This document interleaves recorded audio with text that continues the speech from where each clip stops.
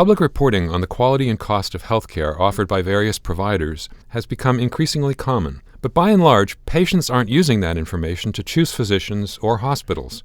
I'm Stephen Morrissey, managing editor of the New England Journal of Medicine, and I'm talking with Robert Huckman, a professor of business administration at the Harvard Business School. Professor Huckman has co-authored a perspective article on public reporting and consumerism in healthcare. Professor Huckman, you argue that the public reporting of healthcare outcomes that we're now seeing isn't actually focused on the right kind of information for patients. What kinds of information are available now? Well, for the most part, the information that's available really relates to the quality and costs of specific procedures. And there's a wealth of it. You could see it for coronary artery bypass graft surgery in New York State, in Pennsylvania, New Jersey, Massachusetts. You can see it for knee replacements in many states. You can see comparative cost information for providers of ancillary services, radiology, and other diagnostics in many states as well. But the nature of the information that you do have is really about comparison amongst providers of specific procedures. One of the areas that we've looked at is whether there might be the opportunity to begin to provide other forms of information that would perhaps be about the medical decision-making process and would occur earlier in the care cycle, if you will, for an individual patient. So exactly what kinds of data are you talking about that you think should be reported, and is it going to be easy to capture that kind of data for individual patient decisions? So the type of information, I think, is going to require us to be a little bit more comfortable with some wide sets of issues that we need to consider when thinking about what information do patients want or need in making their medical decisions. The types of information that I think we could provide more of would be things about the experience of the patient as they go through care. What level of pain might they expect? What type of functioning would they expect? How soon after treatment would they expect to achieve that functioning? What would be time away from work? What would be the implications for one's family in terms of either the time or cost associated with getting treatment? These are complex variables, and that's part of the reason why they're not frequently reported today.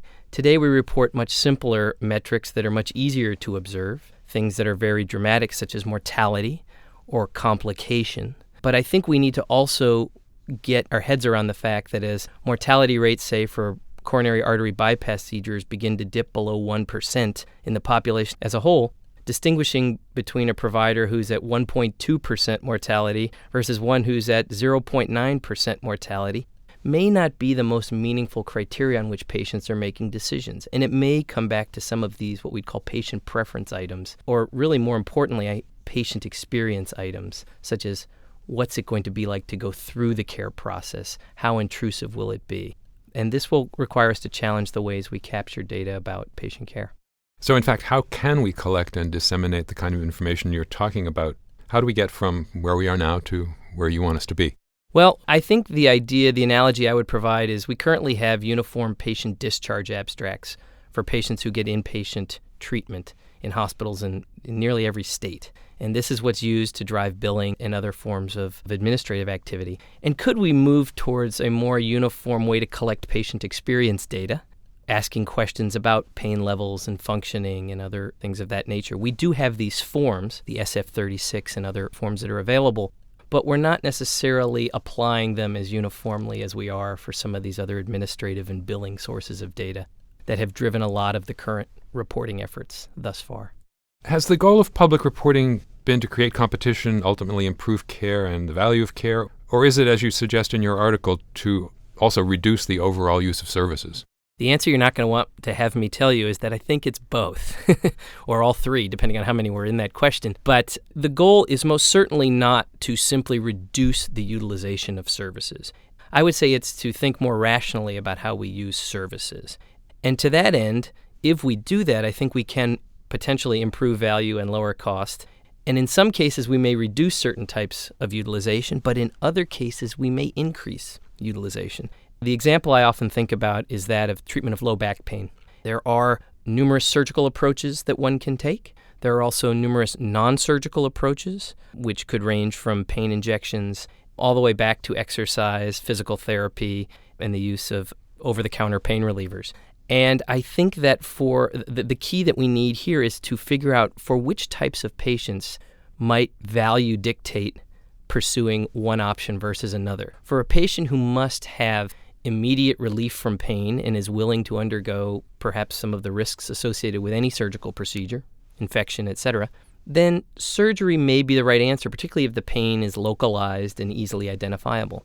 However, for patients who at any cost would like to avoid surgery and wouldn't mind their pain to just simply be decreased, not entirely eliminated, then they might take one of these other approaches, and for them value would be improved by having avoided surgery and slightly reduced their pain as opposed to perhaps undergone surgery and more dramatically reduced pain, as in the case of the first patient. So back pain, what other kinds of treatment decisions do you think are amenable to this kind of consumerist approach? Well, I think increasingly we'll find a lot of issues around types of diagnostic testing that people would be interested in undergoing or not undergoing. Certainly with the use of full-body CT scanning and other things, we can identify a lot of information about patients. Some patients may find it very important to know the answers to some of these questions, or to at least have the information that is an answer to a question we don't necessarily yet know exactly how to ask. In other patients, that may be the last thing they want, is having that sort of uncertainty revealed to them in perhaps an imperfect way that may cause anxiety and may cause concern and other things. And so that's another case of, I think, a fairly dramatic patient preference item.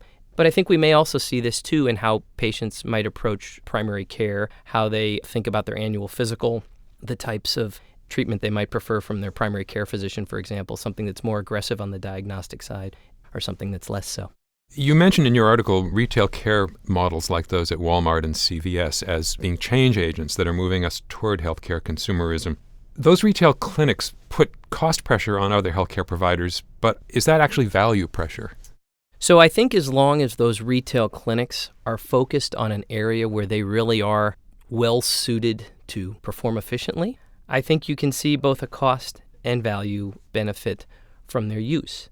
Certainly when you talk about the idea of a strep throat culture, an immunization, how different is the quality of that delivered at a retail clinic versus at a downtown academic medical center where your primary care physician happens to have his or her office? And the answer there, I think, is pretty hard to suggest that the test provided in the retail environment would be inferior necessarily in terms of quality. It seems like it could be higher in terms of convenience and potentially lower in terms of cost.